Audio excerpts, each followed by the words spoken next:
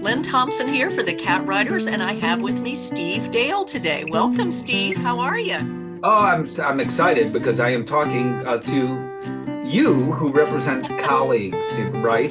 So this is, for me, the most important group that's there are the people who fantastic. it's the people who do what I do, you know? Yes. I've just been doing it for a while.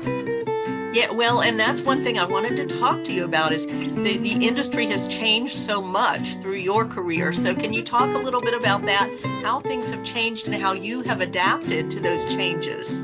Oh my gosh, that's such a good question because I've needed to adapt, you know, but I'm excited about, so when this thing called social media came along, two things happened at the same time. One is lots more opportunities and lots more platforms.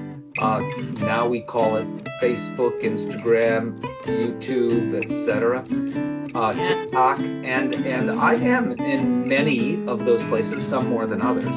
But I, from the start, was excited about it and did not mind. So, and having a background in television and radio, it made me well suited for some of those platforms since they're so video oriented.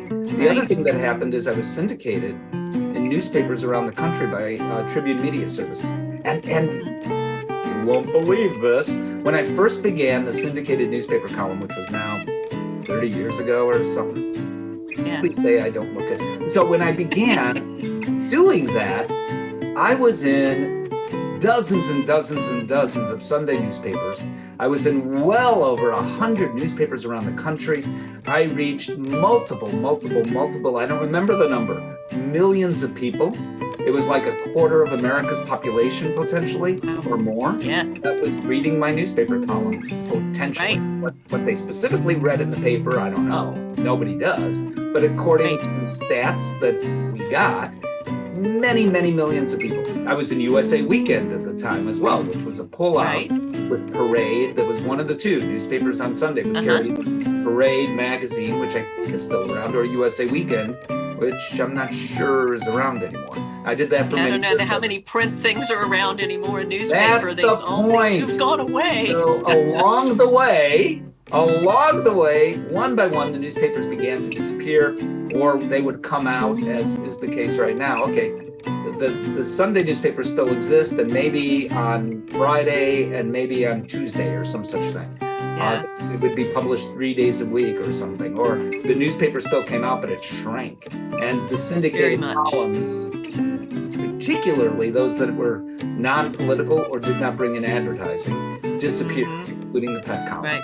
So it meant little to be syndicated at some point in time. And for a couple of years, I did not listen. When people said, forget about that, stop putting your effort there. You're not making much money at all. They ever made a lot, but you're not making anything at this point, pretty much.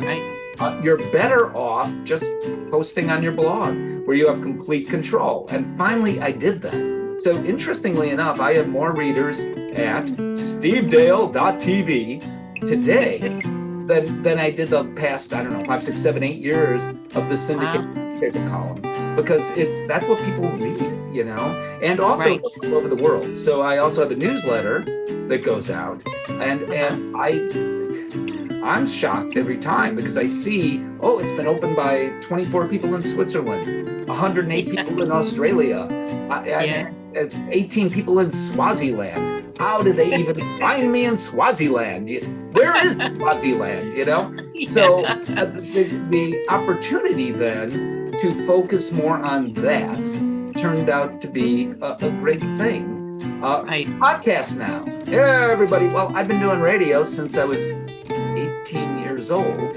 So podcasting, what I do on the radio, WGN Radio does that for me, so I don't even have to do anything. And for my national radio shows, Syndicator does that, and I post it on my blog. So it's there, and I cross everything with one another and put it all on social media. So that is perhaps, I don't know, the answer to your question.